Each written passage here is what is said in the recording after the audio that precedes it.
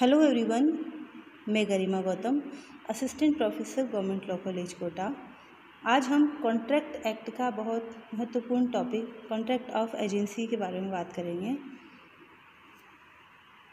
तो इसमें स्टार्टिंग में हम जानते हैं कि एजेंट क्या होता है। एजेंट प्रिंसिपल और थर्ड पर्सन के बीच एक कड़ी का काम करता है, एक योजक का काम करता है। तो according to section 182 define an agent as a person employed to do any act for another or to represent another in dealing with third person, यानी कि थर्ड पर्सन से डील करने के लिए जो व्यक्ति अपॉइंट किया जाता है प्रिंसिपल के द्वारा, वो होता है एजेंट। अब हम जानते हैं कि प्रिंसिपल क्या होता है। The person for whom such act is done और who is represented is called the principal, यानी कि जिससे रिप्रेजेंट किया जाता है, जिस व्यक्ति को रिप्रेजेंट किया जाता है थर्ड पर्सन के सामने, वो प्रिंसिपल होता है। प्रिंसिपल वो होता है जो एजेंट को अपॉइंट करता है किसी थर्ड पर्सन से डील करने के लिए। ठीक है, तो फिर हम देखते हैं कि एजेंसी क्या होती है।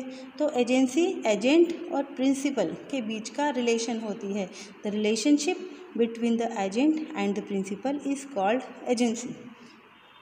ऐसा हर कार्य जो कोई व्यक्ति स्वयं कर सकता है, उसे वह एजेंट के माध्यम से भी कर सकता है, जब तक कि उसने ऐसी कोई संविदा न की हो कि वह व्यक्तिगत रूप से उस कार्य को करेगा। यानी कि प्रिंसिपल जो काम खुद कर सकता है, ठीक है, वो काम वो अपने एजेंट के माध्यम से भी करवा सकता है, यदि उसने पर्सनली उस काम को करने के लिए कोई कॉन्ट्रैक्ट थर्ड पार्टी के साथ में नहीं किया है। लेकिन कुछ संविधाएं ऐसी होती है जो कि प्रिंसिपल स्वयं करता है या उसने स्वयं करने का वचन दिया हुआ होता है, जैसे कि शादी करना, गाना गाना, नाचना, पेंटिंग करना। तो इन कामों को प्रिंसिपल को खुद करना होता है, क्योंकि अगर उसने ऐसी कॉन्ट्रैक्ट की हुई है। और इन कॉन्ट्रैक्ट के अलावा हर एक काम प्रिंसिपल अपने एजेंट के द्वारा करवा सकता है। आगे हम देखते हैं who can be an agent, यानी कि एजेंट कौन बन सकता है। तो any person who is of the age of majority according to the law, यानी कि हर एक व्यक्ति जिसने कि मेजोरिटी की एज को प्राप्त कर लिया है अकॉर्डिंग टू लॉ, जो कि 18 वर्ष होती है, और अगर प्रतिनिधि नियुक्त किया गया है तो 21 वर्ष होती है। तो अगर उस मेजोरिटी की एज को किसी पर्सन ने प्राप्त कर लिया है तो वो एजेंट बन सकता है। और उस व्यक्ति को दूसरी शर्त है कि उसको साउंड माइंड होना चाहिए, यानी कि स्वस्थ मस्तिष्क का उस व्यक्ति को होना चाहिए। आगे हम देखते हैं कि एजेंट का मुख्य कार्य क्या है। अपने मालिक व थर्ड पार्टीज़ के बीच संबंध बनाना, यानी कि उन दोनों के बीच कॉन्ट्रैक्चुअल रिलेशन मेंटेन करना ही एजेंट का काम होता है। तो आगे हम देखते हैं कि सर्वेंट में और एक एजेंट में क्या डिफरेंस है। Difference between an agent and a servant. तो agent can create a contractual relationship between the principal and third party, यानी कि एजेंट जो होता है वो कॉन्ट्रैक्चुअल रिलेशनशिप मेंटेन करता है प्रिंसिपल और थर्ड पार्टी के बीच में, जबकि सर्वेंट थर्ड पार्टी और प्रिंसिपल के बीच संविदात्मक संबंध नहीं बना सकता। वो केवल वो काम करता है जो कि प्रिंसिपल ने या उसके मालिक ने उसे बताए हैं। An agent receive commission for his service, यानी कि एजेंट जो है उसकी सर्विस के लिए, उसकी सेवाओं के लिए कमीशन के रूप में वेतन प्राप्त करता है, जबकि जो नौकर होता है वो सैलरी के रूप में उसको धन अदा किया जाता है। अगला डिफरेंस है an agent may work for several principal at the same time, यानी कि कोई अगर एजेंट है तो वो एक समय में कई मालिक के लिए काम कर सकता है, जबकि अगर वो सर्वेंट है तो वो केवल अपने मास्टर के लिए काम करेगा। एक मास्टर के लिए एक टाइम पर काम करेगा, कई मास्टर्स के लिए वो काम नहीं कर सकता। अगला है an agent is not subject to direct control and supervision of the principal, यानी कि एक एजेंट जो है वो किसी एजेंट को प्रिंसिपल डायरेक्ट कंट्रोल नहीं कर सकता, डायरेक्ट उसके ऊपर सुपरविज़न नहीं रख सकता, जबकि मास्टर सर्वेंट के ऊपर डायरेक्ट कंट्रोल रखता है। एजेंट को उसका प्रिंसिपल डायरेक्शंस दे सकता है, लेकिन उसके ऊपर पूरा कंट्रोल नहीं रख सकता। अगला डिफरेंस है, the principal is liable for all the act of his agent, यानी कि within the scope of his authority. ऐसे कोई भी काम जो कि स्कोप ऑफ हिज अथॉरिटी यानी कि उसके प्राधिकार के अधीन किए गए हों, उन सब कार्यों के लिए, एजेंट के कार्यों के लिए मालिक दायी होगा। जबकि the master is bound act of his servant which done in the course of employment, जबकि नौकर के उन कार्यों के लिए मालिक दायी होता है जो उसके नियोजन के अनुक्रम में किए गए हैं। तो ये भी एक इम्पॉर्टेंट डिफरेंस इनके बीच में हो गया है।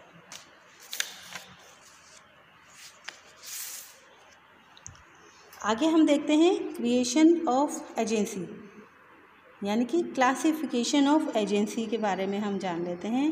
तो एजेंसी कितने तरीक़ों की होती है? पहली होती है एक्सप्रेस एजेंसी, जो सेक्शन 186 कॉन्ट्रैक्ट एक्ट में बताई गई है, यानी कि बाय वर्ड और बाय राइटिंग ऐसी कोई एजेंसी, ऐसा कोई रिलेशन जो कि एजेंट और प्रिंसिपल के बीच में मेंटेन किया जाता है, अगर वो बाय वर्ड है, बाय राइटिंग है, यानी कि शब्दों द्वारा या लिखित में लिखा गया है, तो उसे एक्सप्रेस एजेंसी कहेंगे। और अगर फ्रॉम कंडक्ट है और फ्रॉम सिचुएशन है, यानी कि इम्प्लाइड एजेंसी उसे कहेंगे। अगर वो वर्ड के द्वारा नहीं है, राइटिंग के द्वारा नहीं है, बल्कि सिचुएशन से, कंडक्ट से वो रिलेशन मेंटेन किया गया है, तो उसे इम्प्लाइड एजेंसी कॉन्ट्रैक्ट एक्ट की सेक्शन 187 में कहा गया है। अगली है एजेंसी बाय स्टॉपल, जो सेक्शन 237 में डिफाइन है।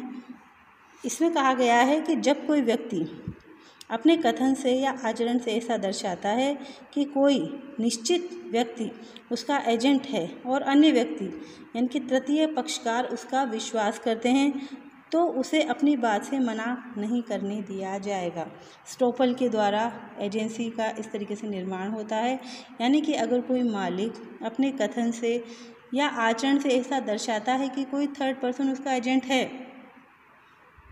और थर्ड पार्टी उस मालिक के उस आचरण पर विश्वास करके कोई डील कर लेता है, तो मालिक को उस बात से मना करने नहीं दिया जाएगा।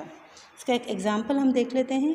एक कहता है बी से, कोई पर्सन बी से कहता है कि वह सी का एजेंट है, यानी कि सी मालिक हो गया।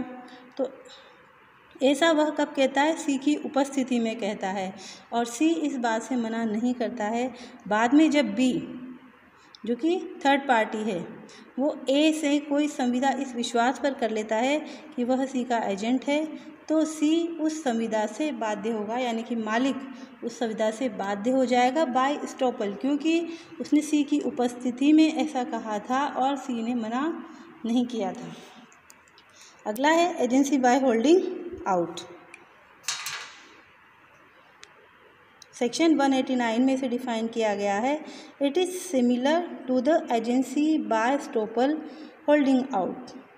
तो holding out means holding the person liable as it is the principal, यानी कि होल्डिंग आउट भी एक स्टॉपल के ही समान होता है, और इसमें भी जो मालिक है उसको मना करने नहीं दिया जाता है। इसका एग्जाम्पल है कि जैसे A child makes purchase from the shop as the credit of the parents, यानी कि कोई बच्चा अगर किसी दुकानदार से कोई सामान खरीदता है और पेरेंट्स मना नहीं करते हैं, अगर पेरेंट्स उसको क्रेडिट कर देते हैं, तो बाद में भी जब वो बालक डील करेगा तो पेरेंट्स लायबल होंगे, क्योंकि उन्होंने अपने पहले आचरण में इस चीज़ को डिनाई नहीं किया है। अगला है एजेंसी ऑफ द नेसेसिटी, यानी कि आवश्यकता के द्वारा भी किसी व्यक्ति को एजेंट बना लेना। यह सेक्शन 189 में डिफाइन किया गया है। An agency created by an emergency arising from the situation making it necessary any or purpose for the agent to act without receiving the sanction or authorization of principal in order to prevent harm the principal। यानी कि principal को किसी harm से बचाने के लिए अगर किसी आवश्यकता में कोई एजेंसी गठित की जाती है तो उसे एजेंसी ऑफ नेसेसिटी कहते हैं, चाहे प्रिंसिपल ने पहले उसको सैंक्शन नहीं किया हो या उसको अथराइजेशन नहीं किया हो। अगली है एजेंसी बाय रेक्टिफिकेशन। ये सेक्शन 197 में डिफाइन किया गया है। Where an agent does an act for his principal but without knowledge और authority but after the act principal approves the act. यानी कि किसी एक्ट को जो कि प्रिंसिपल की नॉलेज या उसकी अथॉरिटी के बिना किया गया हो लेकिन बाद में मालिक ने उसको अप्रूव कर दिया हो, तो फिर इस तरीके की एजेंसी को हम एजेंसी बाय रेटिफिकेशन कहते हैं और ये भी वैलिड है। तो आज हम इतना ही करेंगे। Thank you.